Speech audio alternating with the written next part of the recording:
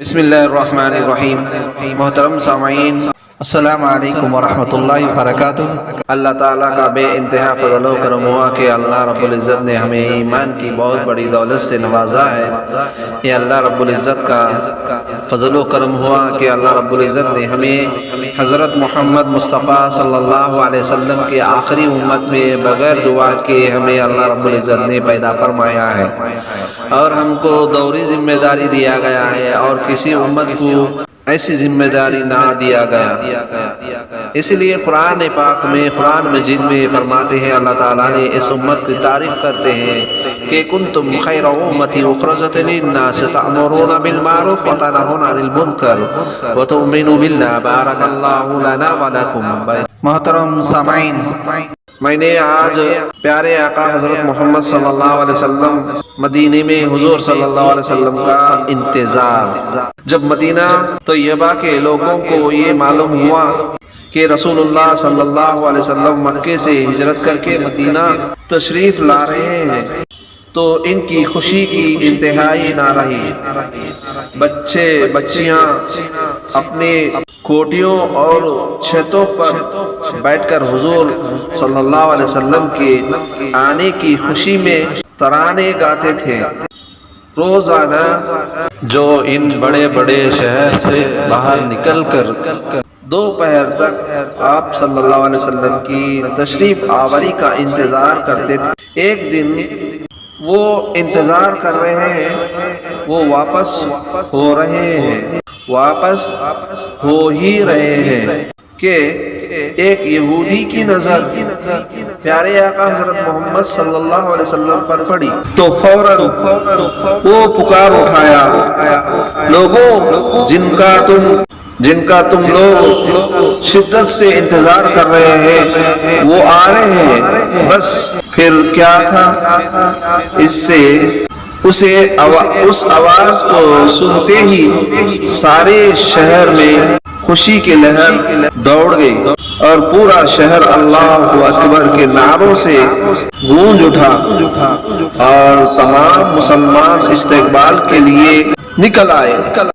انصار ہر طرف سے جو شوق میں اور محبت و عقیدت کے ساتھ سلام عرض کرتے تھے، خوش آمدی کہتے تھے۔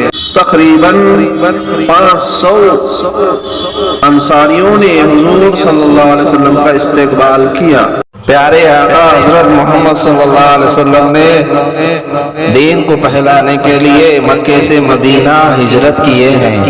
دین کو، اللہ اور رسول کی بات کو عام کرنے کے لیے آپ صلی اللہ علیہ وسلم نے مدینہ منورہ سے تمام دنیا میں عام کر دیے۔ دوستو، اسی طرح حضرت محمد مصطفیٰ صلی اللہ علیہ وسلم کی محبت میں دین کو پھیلائے اور عام کرے، ہم دو جہاں کامیاب و کامران ہوں گے۔ اللہ تعالیٰ مجھے کہنے سننے سے زیادہ عمل کی توفیق عطا فرما، آمین ثم آمین۔ محترم سامعین، اسلام کا دوسرا رکن نماز ہے۔ سامعین و ناظرین، جو نماز پڑھتا ہے اللہ رب العزت نے اسے بغیر حساب کتاب کے جنت میں داخل فرمائیں گے۔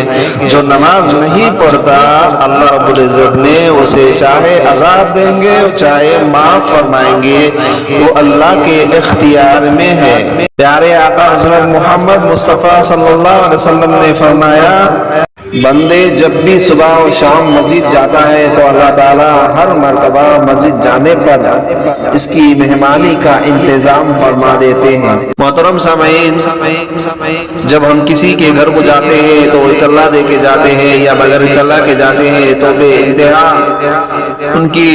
ان کی استقبال ہوتا ہے اور ان کی مہمانی کا انتظام ہوتا ہے۔ اسی طرح اللہ تعالیٰ نے جو اللہ کو یاد کرتا ہے، بھولے ہوئے بندہ جب اللہ کو یاد کرتا ہے، بھولے ہوئے بندے کو جب اللہ یاد آتا ہے تو اللہ بے انتہا خوش ہو جاتے ہیں۔ لہذا ہم اللہ کو یاد کریں. جو اللہ کو یاد کرتا ہے اللہ اسے یاد کرتے ہیں. جو اللہ کو بھول جاتا ہے اللہ بھی اسے بھول جاتے ہیں.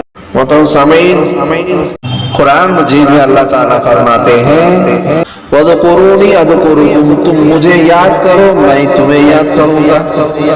لہذا اللہ کو خوب یاد کریں. یاد کرنے میں لوگ ہمیں یہ کہیں کہ یہ دیوانہ کہیں، پاگل کہیں، مجنون کہیں. بیوی کو اس کا مہر دینا واجب ہے. جو واجب کو ترک کیا وہ گنہگار ہے. قرآن میں اللہ تعالیٰ فرماتا ہے تم لوگ اپنی بیویوں کو ان کا مہر خوشی دل سے دے دیا کرو، البتہ اگر وہ اپنے مہر میں سے کچھ چھوڑ دیں خوشگوار سمجھ کر کھاؤ.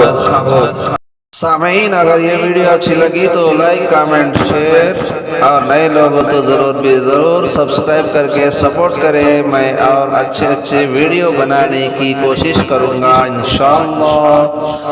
السلام علیکم.